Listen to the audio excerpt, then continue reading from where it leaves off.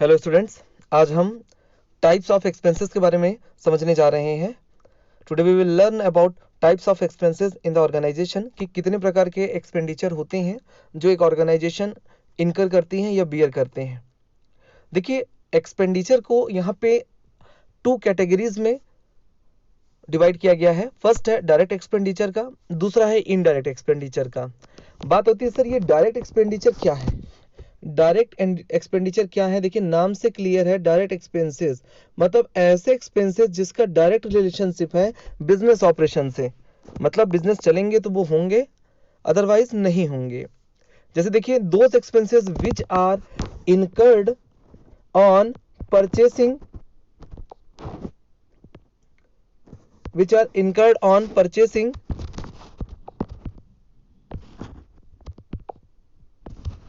of goods and for converting the raw material into the finished goods। देखिए, यहाँ पे बोल रहा है कि क्या बोलते हैं, रॉ मटेरियल को परचेस करने से लेकर के उनको फिनिश गुड्स में कन्वर्ट करने तक में जो भी एक्सपेंडिचर लग रहे हैं वो आपके डायरेक्ट एक्सपेंडिचर हैं। फिर से समझिएगा, यहाँ पे डायरेक्ट एक्सपेंसेस को ये कहा गया है कि डायरेक्ट एक्सपेंसेस ऐसे एक्सपेंसेस होते हैं जो कि गुड्स रॉ मटेरियल को परचेस करने से लेकर के उसको फिनिश गुड्स में या फाइनल गुड्स में कन्वर्ट करने में जो भी एक्सपेंडिचर्स लगते हैं उन एक्सपेंडिचर्स को हम बोलते हैं डायरेक्ट एक्सपेंडिचर। जैसे कि इसके एग्जांपल है मैन्युफैक्चरिंग वेजेस। जैसे अब जो रॉ मटेरियल आया है वो फाइनल गुड्स कब बनेगा? जब उसमें कुछ प्रोसेस किया जाएगा, ठीक है, कुछ प्रोसेस करेंगे तब जाके वो फाइनल गुड्स बनते हैं। अब उस प्रोसेस करने में मैन्युफैक्चरिंग में जो खर्चे लग रहे हैं, एक्सपेंडिचर लग रहे हैं, लाइक वेजेस, जो मजदूर को वेजेस दिए जा रहे हैं वो भी क्या है? डायरेक्ट एक्सपेंडिचर है। फिर एक्सपेंसेस ऑन परचेस, आप यदि रॉ मटेरियल को परचेस कर रहे हो या आप कहीं दूसरी कंट्री से आप क्या कर रहे हैं, इंपोर्ट कर रहे हो, तो आप परचेस करने में जो भी एक्सपेंसेस दे रहे हो, जैसे कि कोई ड्यूटी दे रहे हो या कोई टैक्स पे कर रहे हो परचेस करने में, वो भी आपके लिए डायरेक्ट एक्सपेंडिचर होंगे। कैरियज, फ्रेट, कार्टेज, इनवर्ड, मतलब जो रॉ मटेरियल आप परचेस कर रहे हो उसको अपने गोदाम तक में या अपनी फैक्ट्री तक में लाने में आप जो भी एक्सपेंडिचर कर रहे हैं कैरियज के लिए, लाने के लिए, भाड़े के लिए, ठीक है, तो गुड्स को परचेस करके अपने फैक्ट्री या गोदाम तक लाने का जो भी एक्सपेंडिचर होता है वो सभी डायरेक्ट एक्सपेंडिचर कहलाते हैं। फिर गुड्स को प्रोड्यूस करने का, रॉ मटेरियल को प्रोड्यूस करने का जो एक्सपेंडिचर होता है या प्रोडक्ट को प्रोड्यूस करने का जो भी एक्सपेंडिचर होता है, जैसे कि उसमें पावर लगता है, इलेक्ट्रिसिटी लगता है, फ्यूल लगता है और वाटर लगता है, ये सब क्या है? आपके प्रोडक्शन एक्सपेंसेस हैं और प्रोडक्शन एक्सपेंसेस डायरेक्ट एक्सपेंसेस होते हैं। फैक्ट्री एक्सपेंसेस का मतलब है लाइटिंग, रेंट एंड रेट्स, है ना। जैसे कि गुड्स के प्रोडक्शन से रिलेटेड कोई लाइटिंग का जो खर्च है, जो रेंट दिया जा रहा है उस फैक्ट्री प्रीमाइसेस का, और रेट वगैरह जो दिया जा रहा है वो भी आपके क्या है? डायरेक्ट एक्सपेंडिचर होंगे। ये जो फैक्ट्री एक्सपेंसेस होते हैं ना, यदि ये प्रोडक्शन पे बेस्ड है, मतलब प्रोडक्शन की वजह से लग रहे हैं, तो ये क्या है? डायरेक्ट एक्सपेंडिचर्स होंगे। लिखा है यहाँ पे, नोट लिखा हुआ है, all direct expenses are debited to trading account. Yes, very very important point, this is very most important point, कि जो भी डायरेक्ट एक्सपेंडिचर होते हैं ना वो कहाँ पे रिकॉर्ड किए जाते हैं? तो ट्रेडिंग अकाउंट में रिकॉर्ड किए जाते हैं। और ट्रेडिंग अकाउंट में कहाँ पे किए जाते हैं? डेबिट साइड में। तो ध्यान रखिएगा, जब भी हम ट्रेडिंग अकाउंट, पीएल अकाउंट या बैलेंस शीट बनाएंगे तो हमको ये ध्यान रखना है कि जो ट्रेडिंग अकाउंट में है ना, उसमें हमको डेबिट साइड में ओनली डायरेक्ट एक्सपेंडिचर्स को चार्ज करना है। ध्यान ये रखना है कि यहाँ पे ट्रेडिंग अकाउंट में कोई भी इनडायरेक्ट नेचर का एक्सपेंडिचर चार्ज नहीं होगा, ओनली डायरेक्ट एक्सपेंसेस चार्ज किए जाएंगे। चलिए अब देखते हैं नेक्स्ट पॉइंट। तो नेक्स्ट पॉइंट ये है इनडायरेक्ट एक्सपेंसेस का। किसका है? इनडायरेक्ट एक्सपेंसेस का। तो चलिए आइए समझते हैं कि सर ये इनडायरेक्ट एक्सपेंडिचर क्या होते हैं। देखिए, इनडायरेक्ट एक्सपेंडिचर के बारे में लिखा है कि indirect expenditures are those expenses which are not directly related to production और purchase of the goods. Very most important point क्या बोल रहा है? नॉट डायरेक्टली रिलेटेड, मतलब डायरेक्टली किससे रिलेटेड नहीं है? ना ही प्रोडक्शन से रिलेटेड है, ना ही गुड्स को परचेस करने से रिलेटेड है। कहने का मतलब ये है कि गुड्स को परचेस करने या गुड्स के प्रोडक्शन के अदर दिन जो भी एक्सपेंडिचर कोई ऑर्गेनाइजेशन इनकर कर रही है या बियर कर रहे हैं, वो सभी इनडायरेक्ट एक्सपेंडिचर होंगे। मतलब प्रोडक्शन या गुड्स को परचेस करने, रॉ मटेरियल को परचेस करने या उसके प्रोडक्शन को लेकर यदि कोई एक्सपेंडिचर होते हैं तो वो डायरेक्ट है, लेकिन उसको छोड़ के मतलब इनका सीधा रिलेशन किससे नहीं है, रॉ मटेरियल को परचेस करने और उसके प्रोडक्शन से रिलेटेड। ठीक है, तो जो भी होते हैं इनडायरेक्ट एक्सपेंडिचर होते हैं। It includes those expenses which are related to office and administration. देखो, ऑफिस और एडमिनिस्ट्रेशन का जो खर्चा होता है वो क्या है आपका इनडायरेक्ट। सर कैसे, आइए मैं समझाता हूं कि किस तरीके से ऑफिस एडमिनिस्ट्रेशन का जो खर्च है या सेलिंग एंड डिस्ट्रीब्यूशन का जो खर्च हो रहा है, एक्सपेंसेस हो रहा है, या और भी कोई फाइनेंशियल एक्सपेंसेस हैं, वो इनडायरेक्ट एक्सपेंसेस क्यों है उसके बारे में आइए मैं समझाता हूं आपको। देखिए, इनडायरेक्ट एक्सपेंडिचर ऐसे एक्सपेंस होते हैं कि बिजनेस चले या ना चले वो एक्सपेंडिचर आपको करने ही होंगे, वो एक्सपेंडिचर को आपको पेमेंट करना ही होगा। मान लीजिए आपने रेंट पे एक शॉप खोल रखी है, ठीक है, या एक फैक्ट्री है जिसने रेंट पे प्रीमाइसेस ले रखा है। अब फैक्ट्री में प्रोडक्शन का काम हो या ना हो, और फैक्ट्री रेंट तो आपको देना ही पड़ेगा। आपकी फैक्ट्री में जो लेबर या मजदूर काम कर रहे हैं, प्रोडक्शन हो या ना हो, आपको तो उनको लेबर या पेमेंट तो देना ही पड़ेगा, है ना। आपने स्टाफ को अपॉइंट कर रखा है तो आपको स्टाफ को सैलरी तो देना ही पड़ेगा। कहने का मतलब ये है, प्रोडक्शन हो या ना हो, ऐसे एक्सपेंडिचर मतलब प्रोडक्शन होते हैं या नहीं होते हैं तब भी देने होते हैं। तो सीधी बात यह है कि इनडायरेक्ट एक्सपेंडिचर ऐसे एक्सपेंसेस होते हैं जिनका डायरेक्टली रिलेशन नहीं होता बिजनेस ऑपरेशन से या प्रोडक्शन से, डायरेक्ट रिलेशनशिप नहीं होता। ऐसे एक्सपेंसेस क्या होते हैं आपके इनडायरेक्ट एक्सपेंसेस कहलाते हैं। और ये जो इनडायरेक्ट एक्सपेंसेस होते हैं, चाहे बिजनेस चले या ना चले, बिजनेस ऑर्गेनाइजेशन को बियर करने पड़ेंगे, एक्सपेंसेस देने पड़ेंगे। फिर यहाँ पे लिखा है कि these expenses are shown on the debit side of PL account. Very important point कि जो इनडायरेक्ट एक्सपेंडिचर होते हैं वो कहाँ आते हैं, वो आते हैं आपके पीएल अकाउंट के डेबिट साइड में। कहाँ आते हैं, पीएल अकाउंट के डेबिट साइड में। तो चलिए, इंपॉर्टेंट पॉइंट दे रखा है कि पीएल अकाउंट के डेबिट साइड में क्या करते हैं, जितने भी इनडायरेक्ट एक्सपेंसेस होते हैं उन इनडायरेक्ट एक्सपेंसेस को हम पीएल अकाउंट के डेबिट साइड में रिकॉर्ड करते हैं। ध्यान रखिएगा दो चीजें।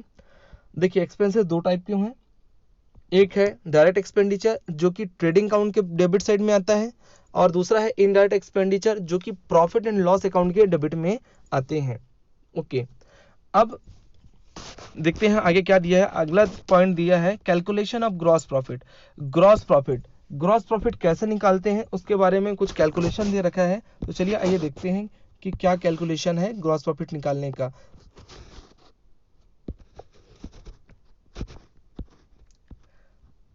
देखिए, यहाँ पे कुछ फॉर्मूले दे रखे हैं ग्रॉस प्रॉफिट कंप्यूट करने के। यहाँ पे कुछ फॉर्मूले दे रखे हैं ग्रॉस प्रॉफिट कंप्यूट करने के। ये ग्रॉस प्रॉफिट कंप्यूटेशन का ये कुछ फॉर्मूला दे रखा है, ध्यान से देखिएगा। इसमें लिखा है कि gross profit is equal to net sales minus COGS. COGS का मतलब होता है कॉस्ट ऑफ गुड्स सोल्ड। मैं इसका एग्जांपल के थ्रू आपको समझा रहा हूँ कि ग्रॉस प्रॉफिट कैसे निकलता है। मान लीजिए एक प्रोडक्ट है कैलकुलेटर, उस कैलकुलेटर की जो सेल प्राइस है वो 200 है ना, और उस गुड्स को सेलेबल बनाने के लिए या सेल के योग्य बनाने के लिए जो भी एक्सपेंडिचर किए गए होते हैं वो होता है कॉस्ट ऑफ गुड्स सोल्ड। तो 200 रुपए का जो कैलकुलेटर सेल हो रहा है उसकी जो कॉस्ट ऑफ गुड्स सोल्ड है, माल को बेचने की जो लागत है, यदि वो 150 है, कितना है 150 है, मतलब सेल प्राइस 200 का है जबकि कॉस्ट ऑफ गुड्स सोल्ड 150 का है, तो यहाँ पे जो 50 रुपीज का जो डिफरेंस आ रहा है वही होता है ग्रॉस प्रॉफिट। ध्यान रखिएगा, ये ग्रॉस प्रॉफिट फाइनल प्रॉफिट नहीं होता या नेट प्रॉफिट नहीं है। क्यों? क्योंकि अभी इसमें बहुत सारे इनडायरेक्ट एक्सपेंडिचर, लॉसेस या इनकम और प्रॉफिट को एडजस्ट करना बाकी है। ओके, फिर बात आती है सर नेट सेल कैसे निकलता है। तो नेट सेल निकलने का तरीका है कि जो टोटल सेल होगा उसमें से सेल का रिटर्न माइनस कर दीजिए। जैसे मान लीजिए एक कंपनी है, वो एक फाइनेंशियल ईयर में 25 लाख रुपए का क्या करती है, सेल करती है। तो ये जो 25 लाख रुपीस का जो सेल है, ये टोटल सेल है। इसमें से कुछ कैश में हो सकता है और कुछ क्रेडिट में हो सकता है। तो टोटल सेल 25 लाख का है। अब कंपनी ने जो सेल कर रखा था प्रोडक्ट, हो सकता है उसमें से कुछ माल जो है या गुड्स जो है वो खराब हो, ठीक है।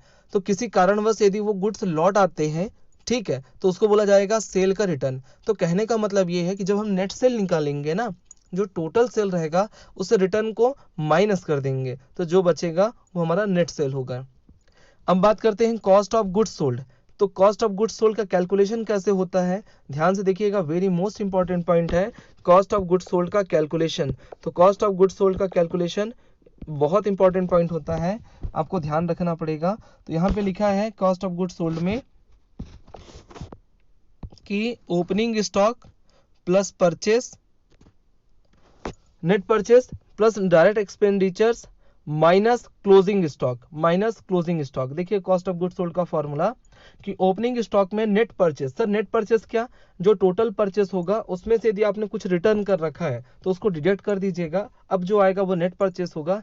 और उसमें जितने भी डायरेक्ट एक्सपेंडिचर हैं, जैसे कि वेजेस हैं या एक्सपेंसेस ऑन परचेस हैं, कैरियज है, इनवर्ड है, एक्सेट्रा, तो ये आपके डायरेक्ट एक्सपेंडिचर हैं। तो इन तीनों का टोटल कर लीजिए, उससे जो भी होगा क्लोजिंग स्टॉक की वैल्यू को माइनस कर दीजिएगा। अब जो वैल्यू आएगा उसको बोलते हैं कॉस्ट ऑफ गुड्स सोल्ड। इसका हिंदी में मतलब ये होता है कि जो माल बेचा जा रहा है उसकी कीमत या उसकी लागत क्या है, ठीक है, जो गुड्स सेल आउट किया जा रहा है उसकी कॉस्ट क्या, उसको बोलते हैं कॉस्ट ऑफ गुड्स सोल्ड। अब बात आ रही है सर नेट परचेस। तो मैंने पहले बता दिया कि टोटल परचेस से आप परचेस रिटर्न माइनस कर लीजिए तो आपका नेट परचेस आ जाएगा, ठीक है। अब देखिएगा ध्यान से, नीचे ऑपरेटिंग प्रॉफिट के बारे में दिया गया है। तो चलिए आइए देखते हैं कि ऑपरेटिंग प्रॉफिट क्या होते हैं और उसके क्या फॉर्मूलेज हैं, ठीक है। तो देखिए बहुत इंपॉर्टेंट है ये भी, ऑपरेटिंग प्रॉफिट निकालना। तो चलिए आइए समझते हैं कि ऑपरेटिंग प्रॉफिट है क्या। तो कैलकुलेशन दे रखा है ऑपरेटिंग प्रॉफिट का, तो चलिए देखते हैं। इसमें लिखा है कि operating profit is equal to net sale minus operating cost. Net sale से जो भी सेल प्राइस होगी नेट में, तो नेट सेल से अपन ऑपरेटिंग कॉस्ट के लिए हम माइनस कर देते हैं, तो जो भी आएगा वो हमारा होगा ऑपरेटिंग प्रॉफिट। तो फर्स्ट मेथड है ऑपरेटिंग प्रॉफिट निकालने का कि नेट सेल से ऑपरेटिंग कॉस्ट को माइनस कर दीजिए, तो जो आएगा वो आपका ऑपरेटिंग प्रॉफिट होगा। यह दूसरा फॉर्मूला है कि आप ग्रॉस प्रॉफिट से ऑफिस एंड एडमिनिस्ट्रेशन का एक्सपेंस माइनस कर दीजिए और सेलिंग एंड डिस्ट्रीब्यूशन का एक्सपेंस माइनस कर दीजिए, तो जो भी आएगा वो आपका क्या हो जाएगा, ऑपरेटिंग प्रॉफिट। ऑपरेटिंग कॉस्ट में आता क्या है, ऑफिस एंड एडमिनिस्ट्रेशन का जो एक्सपेंडिचर होता है एंड सेलिंग एंड डिस्ट्रीब्यूशन का जो एक्सपेंडिचर होता है और जो फाइनेंस कॉस्ट होता है ना, ये सभी आपके ऑपरेटिंग कॉस्ट होते हैं। तो ऑपरेटिंग कॉस्ट का देखिए यहाँ पे वो दे रखा है फॉर्मूला कि कॉस्ट ऑफ गुड्स सोल्ड में ऑफिस एंड एडमिनिस्ट्रेशन एक्सपेंस को ऐड कर दीजिए और सेलिंग एंड डिस्ट्रीब्यूशन एक्सपेंस को ऐड कर दीजिए, तो जो आएगा वो आपका ऑपरेटिंग कॉस्ट होगा। ओके, फिर है नेट प्रॉफिट कैसे निकलेगा। तो नेट प्रॉफिट निकालने का फॉर्मूला है कि ऑपरेटिंग प्रॉफिट में हम नॉन ऑपरेटिंग इनकम को ऐड कर देंगे और नॉन ऑपरेटिंग एक्सपेंसेस को माइनस कर देंगे, तो हमारा आ जाएगा नेट प्रॉफिट। अब इस नेट प्रॉफिट को मैं कॉन्सेप्चुअली आपको समझा रहा हूँ कि नेट प्रॉफिट है कैसे। ध्यान दीजिएगा, जब हम पीएल अकाउंट बनाते हैं तो प्रॉफिट एंड लॉस अकाउंट में दो साइड होता है, एक डेबिट का दूसरा क्रेडिट का। डेबिट साइड में हम क्या करते हैं, जितने भी इनडायरेक्ट नेचर के एक्सपेंडिचर्स होते हैं हम उसको क्या करते हैं, चार्ज करते हैं, ठीक है। जबकि क्रेडिट साइड में हम क्या करते हैं, जितने भी इनडायरेक्ट इनकम या नॉन ऑपरेटिंग इनकम रहते हैं हम उसको क्या करते हैं, रिकॉर्ड करते हैं। तो यहाँ पे जो फॉर्मूला दिया है कि जो हम ऑपरेटिंग प्रॉफिट निकालेंगे उसमें नॉन ऑपरेटिंग इनकम मतलब पीएल अकाउंट के क्रेडिट साइड में जो इनकम दी हुई होती है वो नॉन ऑपरेटिंग इनकम है, उससे हम क्या करेंगे, नॉन ऑपरेटिंग एक्सपेंसेस को माइनस कर देंगे, तो जो भी आएगा वो नेट प्रॉफिट होगा। वो क्या होगा, नेट प्रॉफिट होगा। अब देखिए यहाँ पे लिखा हुआ है कि ऑपरेटिंग एक्सपेंसेस क्या है। ऑपरेटिंग एक्सपेंसेस के बारे में, सर ये ऑपरेटिंग एक्सपेंसेस क्या है, इसकी टर्मिनोलॉजी को समझिएगा। The expenses which are related to the main and normal activities of the business example office and administration expenses, selling and distribution expenses. फिर से समझिएगा, यहाँ पे बोला गया है the expenses which are related to the main और normal activity of the business, मतलब ऐसे एक्सपेंडिचर जो मेन एक्टिविटी है बिजनेस का या नॉर्मल एक्टिविटी है बिजनेस का, उससे डायरेक्टली रिलेटेड होता है। ऐसा एक्सपेंडिचर क्या होता है, आपका ऑपरेटिंग होता है। जैसे कि देखिए, ऑफिस एडमिनिस्ट्रेशन एक्सपेंसेस, ऑफिस में जो स्टाफ बैठा हुआ है, एडमिनिस्ट्रेशन बैठा हुआ है या इंफ्रास्ट्रक्चर जो वहाँ पे है, ठीक है, उसको बोलते हैं ऑफिस एडमिनिस्ट्रेशन एक्सपेंसेस।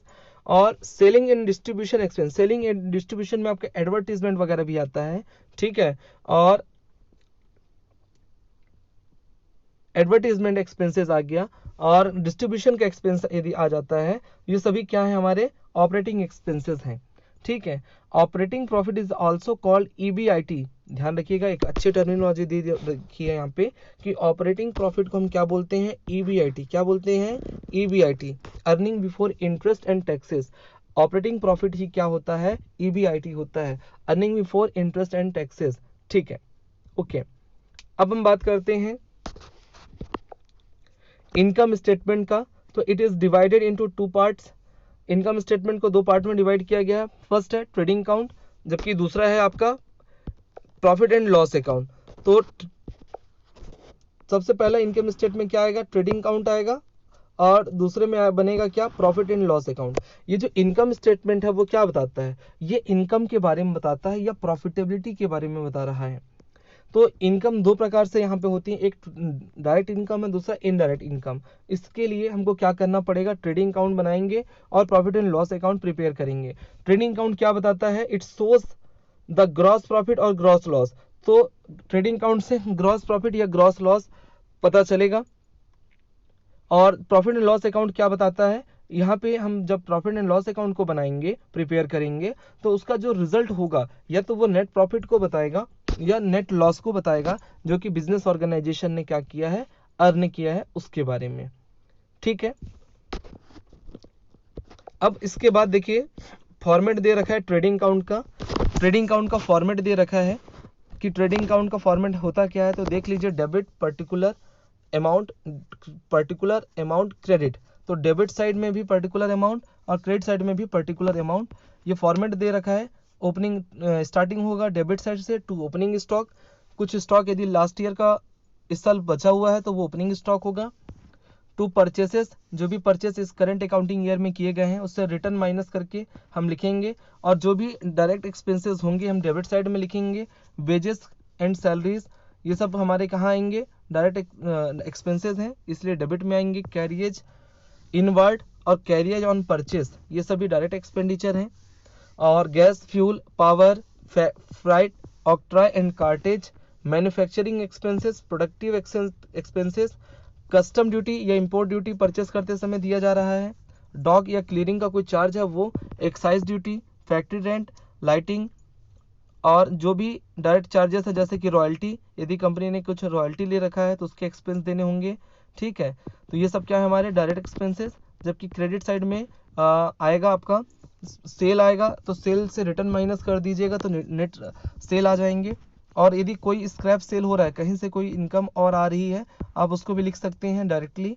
और लास्ट में बचता है आपका क्लोजिंग स्टॉक। तो आपको करना क्या है, जैसे ही आप डेबिट या क्रेडिट साइड पूरा कंप्लीट कर लेते हैं, उसके बाद आपको देखना है कि कौन सा साइड ज़्यादा है या किस साइड का जो बैलेंस है वो ज़्यादा है। यदि बैलेंस क्रेडिट साइड का ज़्यादा है, टोटल क्रेडिट साइड का ज़्यादा है और डिफरेंस डेबिट साइड आ रहा है, तो जो बैलेंस होगा वो अपने आप में क्या बताएगा, ग्रॉस प्रॉफिट बताएगा। क्या रिप्रेजेंट करेगा, ये क्या शो करता है, ग्रॉस प्रॉफिट। तो ग्रॉस प्रॉफिट कब बताएगा, जब क्रेडिट साइड जो है उसका टोटल डेबिट साइड के टोटल के अमाउंट से ज़्यादा होता है, तो जो डिफरेंस अमाउंट है या बैलेंस अमाउंट है वो ग्रॉस प्रॉफिट को बताएगा। यदि इसके अपोजिट देखें, जो डेबिट साइड है ट्रेडिंग अकाउंट का उसका टोटल ज़्यादा है और क्रेडिट साइड का टोटल यदि कम है, तो जो डिफरेंस अमाउंट आएगा वो ग्रॉस लॉस को शो करेगा। और ग्रॉस लॉस को हम क्या करते हैं, ट्रेडिंग अकाउंट के क्रेडिट साइड में लिखते हैं, ठीक है। अब हम कल देखेंगे पूरा डिटेल्ड वर्किंग कि किस तरीके से ट्रेडिंग अकाउंट प्रिपेयर किए जाते हैं, उसके फॉर्मेट के बारे में। प्रॉफिट एंड लॉस अकाउंट के फॉर्मेट को हम कल देखेंगे, ठीक है। तो आज के लिए बस इतना ही। Thank you.